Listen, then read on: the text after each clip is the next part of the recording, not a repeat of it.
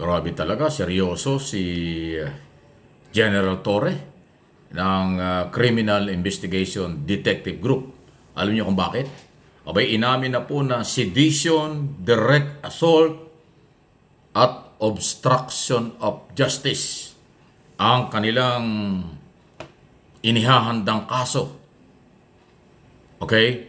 Laban sa mga supporters ni Kibuloy, kasama yung mga lawyer at vloggers at iba pa.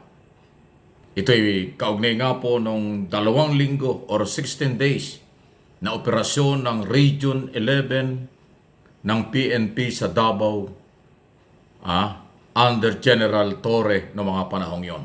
Mula August 24 hanggang September 8 bago tuluyang bumagsak sa kamay ng batas si Apollo Kibuloy at kanyang kasamahan.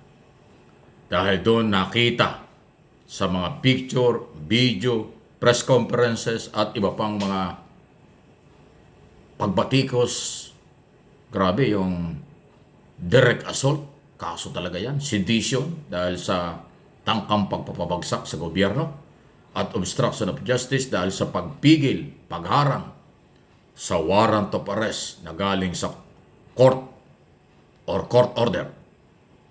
Ayon po kay General Nicolas Torre III, ang kasalukuyang direktor ng CIDG. Yan ang kanilang ginagawa ngayon. Bago nila sumiti, dalhin sa korte ang formal na reklamo, ay nakapaloob ang mga picture, video, statement. Yan ang magpapatunay sa direct assault, obstruction of justice at sedition. So, ibig sabihin, kahit pala nakakulong na si Kibuloy at kanyang kasamahan, patuloy ang mga problemang kinakaharap ng Kingdom of Jesus Christ. Kasi mga opisyales ng Kingdom of Jesus Christ ang identify na kakasuhan. Mga vlogger, SMNI at kasamahan nila ang kasama dito sa obstruction of justice. Pero yung direct assault, yun po'y hindi lang mga opisyal, mga member na kanyang mga gugulita ng mga panahong yun. Ayaw ko nagpakita kasi ayaw kong makita ng mga kabataan yung nangyaring karahasan na lumilipad ang mga monoblock, pagbomba ng tubig sa mga pulis, paghagis ng mga bato at kung ano-ano. Yan po yung mga nangyari. Talagang nanglaban. Yan yung direct assault. Yung paglaban ng mga followers at member ni Kibuloy sa mga otoridad. Yun namang obstruction of justice, yung pagharang sa warrant of arrest. Ang sedisyon ay yung panawagan ng people power at pagpapatalsik kay Pangulong Marcos. Hindi lang sa rally, kung hindi yung statement. Ano ba yan? Kailan ba nangyari yan? August 24 or 23 ng gabi. Nag-press conference ang kailang kampo at nanawagan ng withdrawal of support at nanawagan ng people power. Meron daw silang milyon-milyon na maggagawa ng people power sa Malacanang. Wala namang nangyari. Yun po. Yun ang hindi pwedeng basihan na ignorance of the law excuses no one at no one is above the law. Ipapakita ng CIDG ang lahat ng ebidensya base sa kanilang mga kasong ipapile before court. Antindi yan. Malaking problema yan. Tuloy-tuloy po ang mga... Yan po yung epekto ng kulang siguro sa kaalaman, dala ng emosyon at iba pa. Problema yung emosyon, hindi pwedeng ground yun or basihan para makumbisi mo ang korte na dala ka lang ng emosyon. Hindi Ignorance of the law excuses no one. Law is law. Yan ang nangyayari kasi. Any comment? Reaksyon, malaya po kayo. Please like, subscribe, and follow sa aking mga channel. At ito yung pangalawa nating pag-usapan. Mahina na ba ang kita o wala nang kita ang pelikulang Pilipino o pagiging artista? Alam niyo kung bakit ko na itatanong ito? Sa akin pong observation at monitoring, opinion na rin. Massive ang pamipamilyang artista na pumasok at papasok sa national and local position this coming election. Kung nung mga nakaraan, isa o dalawa lang sa membro ng pamilya, ngayon po hindi.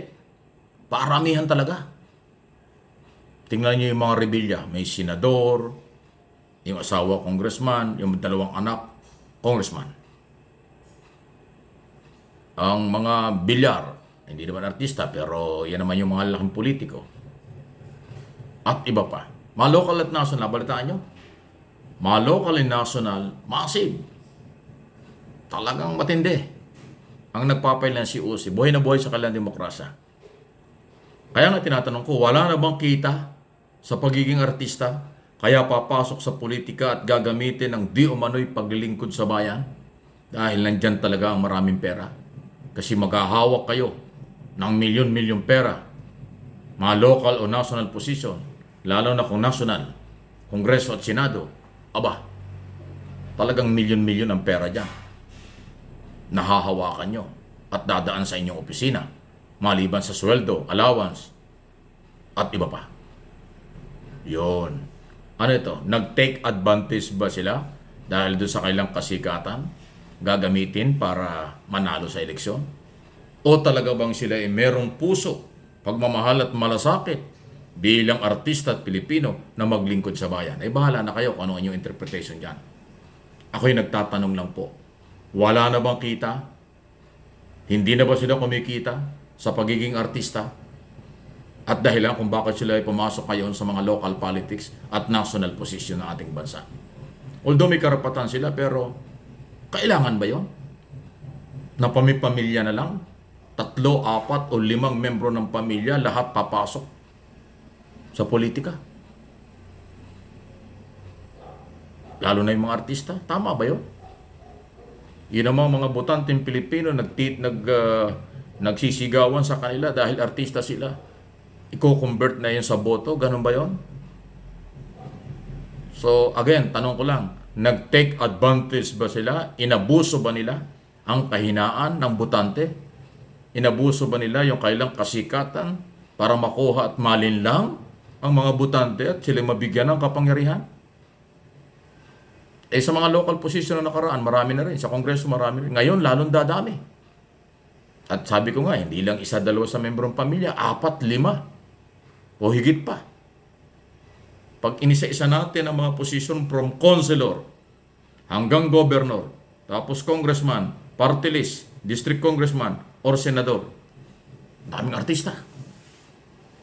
Artista bang politiko ang magpapaunlad ng ating bayan? Mga artista bang pumasok sa politika? Pag-asa ng bayan? Artista bang papasok at nandyan na sa politika? Ang magiging halimbawa para sa kabutihan ng kabataan at ng ating bayan? Lahat ito'y tanong. Tayo may karapatang sagutin. May karapatan tayong sumuri. By the way, itong aking mga topic sa Mike Abe Opinion at MA Pinoy TV, lahat ito ay gusto ko kapulutan nyo ng aral. Kaya laging may tanong. May pinanguhugutan tayo kung bakit natin itinatanong. May mga halimbawa tayong sinasabi, kaya natin tinatanong. Kayo, tayo, bawat isa sa atin, may kapangyarihan. Pumili, sumuporta sa karapat-dapat, sumuporta sa uukit at magbibigay ng magandang buhay sa ating pamilya, sa kinabukasan ng kabataan. Yan po yun. Sana po ay nagustuhan po ninyo. Please like ng mga video.